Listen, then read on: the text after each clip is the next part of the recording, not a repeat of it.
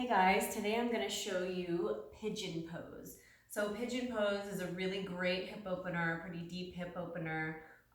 It's also great for stretching the piriformis back in the glute area here, which can be, a tight piriformis can cause sciatica. A lot of people get sciatica. I get sciatica from time to time, and this is a really great way to stretch it out. Sometimes you're starting from down dog to get into pigeon, kicking the leg up, bringing the leg forward. But maybe sometimes you're starting from a lunge and you're walking the foot over here. However you get there in a class is fine. There are different ways to get into it. But you want to have the hips nice and squared once you find that pigeon pose. So you might need to move the foot back a little bit in order to lift that front hip up off the floor here.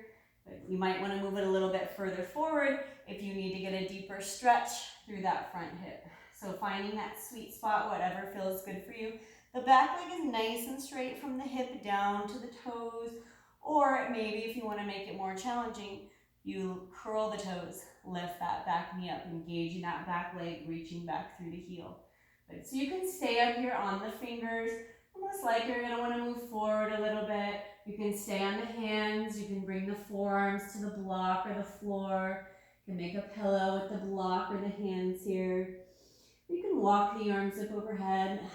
Sorry about that. But letting the hips just sink down toward the floor. Let the belly sink down.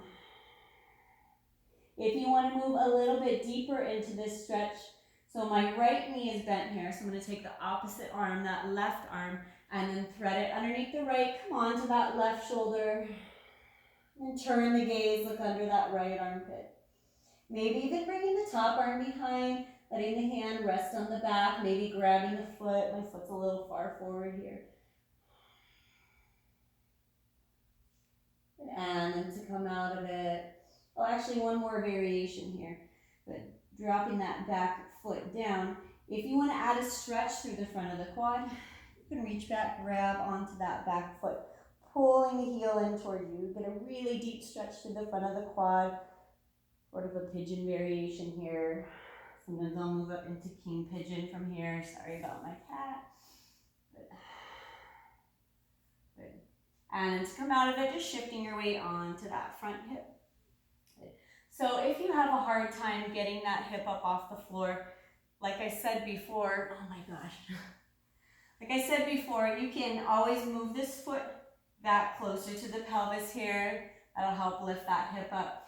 If you can use a block underneath there, so let me switch sides here. So if your front hip is not flat on the floor here, mine's pretty flat, but if you're like up here, you might want to place the block under there so it'll be more comfortable for you and a little less straining for the hip to add some support, and it'll also help you stay nice and centered here.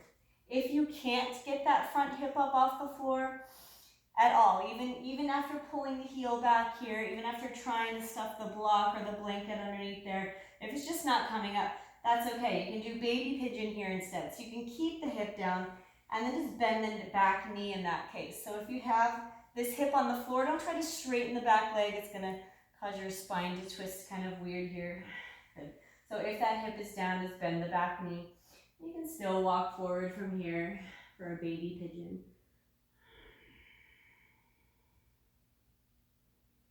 And then just making your way back up. Good. So that is pigeon pose. Let me know if you have any questions in the comments. Thank you.